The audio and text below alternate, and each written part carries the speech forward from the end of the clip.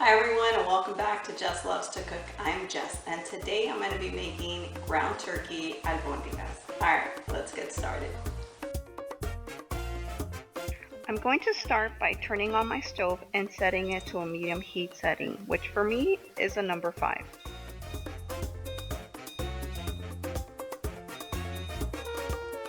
Okay, I'm going to start by measuring my cups. I'm going to use a total of 10 cups of water, and I'm going to put it into my 7-quart saucepan.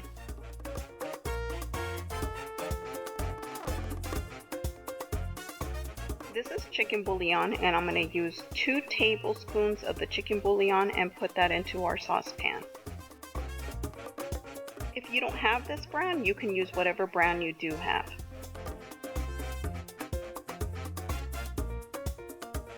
Okay, now I'm going to add some garlic powder. I'm going to use this brand, but like I said, you guys can use whatever brand you do have. I'm going to use 2 teaspoons and add that to your saucepan. Okay, and now I'm going to add some sea salt. If you don't have sea salt, you can use regular salt. And I'm going to use 2 teaspoons of sea salt and add that to your saucepan.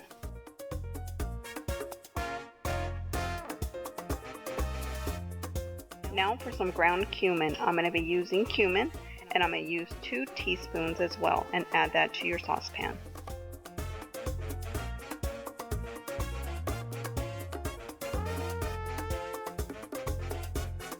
Okay, now I'm going to use pepper, and since I only have this peppercorn and I don't have it grinded, I'm just going to place it into the saucepan and grind it into it, but I'm using about roughly 1 teaspoon. So this is oregano, and I'm going to add 2 teaspoons of oregano.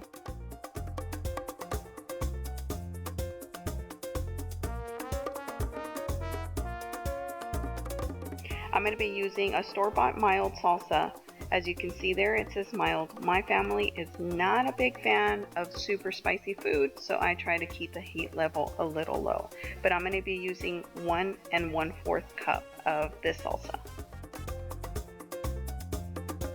I tried to get all of my salsa out and it wasn't coming all the way out, so I just swooshed a little bit of water into my measuring cup, and then I added some into the jar, put the lid back on into my salsa jar, and then I shook it up a little bit and put that salsa back into my saucepan because you don't want to leave any of those flavors out. You want as much flavor as possible, and you don't want to waste any of that delicious salsa. Now let's bring all those delicious flavors together and give it a nice little stir, and then put your lid on. Now I'm going to take 1/4 of an onion and I'm going to chop it into small little slices, and from those slices I'm going to cut them into small little squares, and you want your squares as small as possible. Unless you like onions, then leave them as big as you like, but these are going to go inside of your meatballs, so you want them small. Once you're done chopping up your onion, put it into a big bowl.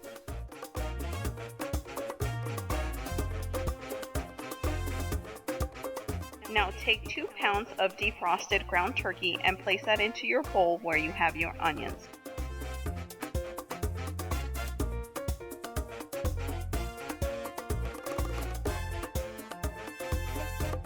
Now I'm going to use 2 eggs for this recipe.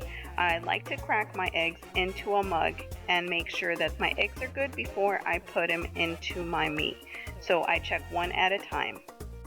Now I'm going to add 1 teaspoon of black pepper to my ground turkey. Now I'm going to add 2 teaspoons of ground garlic to my ground turkey. Now I'm going to add some basmati rice. You can use whatever rice you have, but I'm going to add 1/2 cup of rice to my ground turkey. And now the rings come off because your hands are going to get dirty now. Make sure you mix everything really well together and that you don't see any egg yolk that's separated or solid. Just mix it all really well together. Otherwise, your albondigas will separate when you start to put them into your saucepan and they start to boil. Okay, now I'm going to show you how to roll your albondigas. Take a little bit of meat in your hand, press it down a little bit, and then roll until you get a nice little ball. It's going to be about 2 to 3 inches wide. Don't make it too big because you do have rice inside of it, and you want it to cook fast, and you don't want to be waiting forever for your albondigas to cook thoroughly. This is what you want your albondiga to look like. And now repeat the process until you're completely done with your ground turkey and making them into albondigas. Make sure that when you place your albondiga into the saucepan that you do it real slowly, because you don't want the hot broth to jump at you and burn you a little bit. It is a little hot, so be careful. Not only that, but you don't want your albondiga to separate also.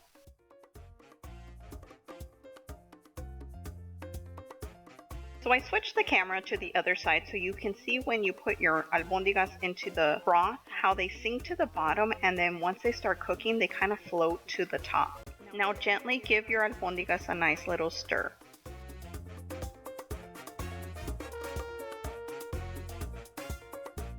Then cover your albondigas. Now get 6 carrots. Make sure you wash your carrots before you cut them, and cut the tips off. And then once you're done cutting the tips, cut them about ½ inch thick.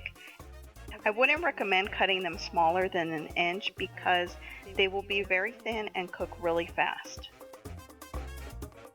As you're cutting your carrots, I would recommend putting them into a bowl because mine started rolling away.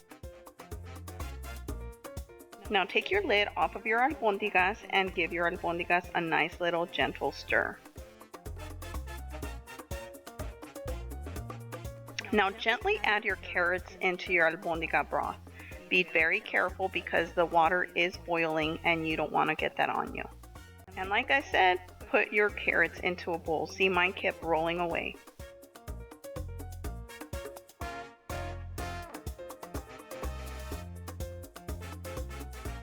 Once you're done placing all your carrots into your broth, give it a nice gentle stir. And the reason why I say gentle is because you don't want to break your albondigas.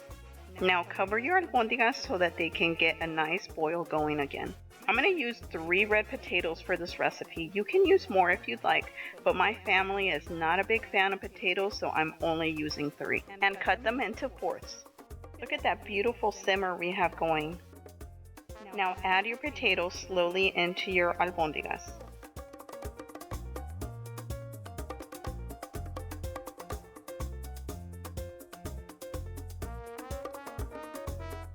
And with your spoon, gently push your potatoes towards the bottom so that they can get more heat and cook faster.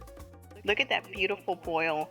Now that you have your albondigas boiling, go ahead and cover them back up. In the meantime, while the potatoes are cooking, I'm going to start getting all my toppings ready. And to begin with, I'm going to wash my cilantro. You can chop your cilantro as fine or as thick as you like it. I don't like it too fine, but I don't like it too thick, just in between. If you get any of these cilantro sticks, just place them to the side. Now let's check and see if our vegetables are cooked all the way through. So with your spoon, scoop up an albondiga and a carrot and put your fork through it and see how tender it is. If it goes right through, you know you're good to go. Now do the exact same thing to your potatoes. See how quickly my fork went into the potatoes? It's nice and tender. Now cover your albondigas and turn off your stove. Now let's cut our avocado. I'm going to cut it in half and then I'm going to get the seed out. I kind of just tap it and the seed comes right out. Then slice it all the way through and then make little squares. And then get a spoon and scoop it out. And now do it to your other half. It's a quick and simple way to cut your avocado. And now last but not least, let's wash our lemon. Slice it down the middle and then cut it into fourths. Now let's serve up a plate. Get a nice big bowl. Get some albondigas, some carrots, and some potato in there. Don't forget some broth. If you've never plated albondigas, this is how you do it. Add some cilantro to your albondigas, then some avocado. Grab as much as you'd like. Then when you're done, get some lemon. I tend to squeeze my lemon over my hand and into my bowl. That way I can get my seeds from my lemon. Wow, look at those delicious albondigas. Alright guys, well there you have it. Ground turkey albondigas. Let's give it a taste and see what we came out with. I'm going to get a little bit of the meat.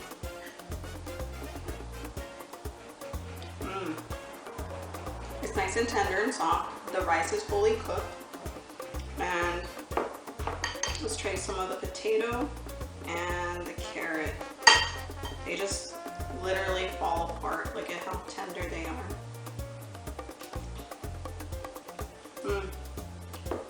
Delicious. Goes really well together with the meat of the albondigas. Let's try the broth.